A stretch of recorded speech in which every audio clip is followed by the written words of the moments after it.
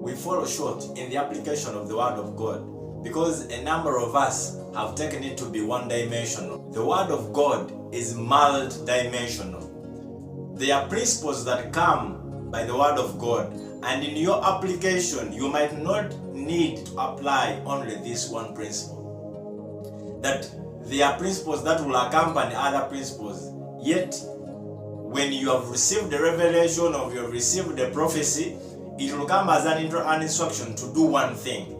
But in doing that one thing, you'll find out that there are various things you need to do for you to be able to fulfill what instruction or insight that you have been given by God. A good number of us, if we receive a word, we want to straight away to go and implement this one instruction that we have gotten, neglecting things that we need to have done or things we need to put in place, things that we would have first learned before we go to implement the instruction or word that we have received.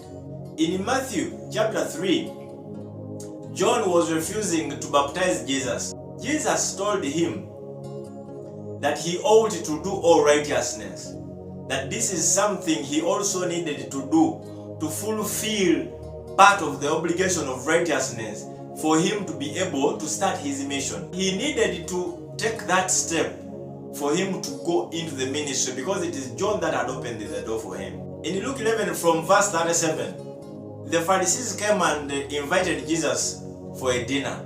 When he went for this dinner, he started eating. When he started eating, they started complaining that he ate without washing hands. And Jesus was telling them that for you wash hands, wash outside of the cup when the inside of the cup is dirty.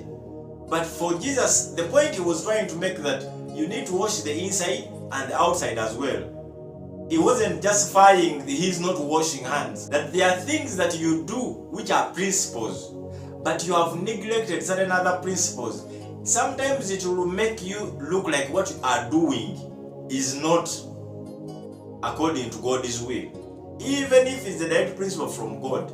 But you neglecting other things might make you look like a Pharisee. And I know they were men of God. They were serving God in what they knew.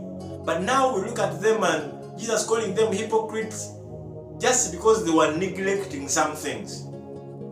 And in that same verse, Jesus told them that we ought to do all things without neglecting others.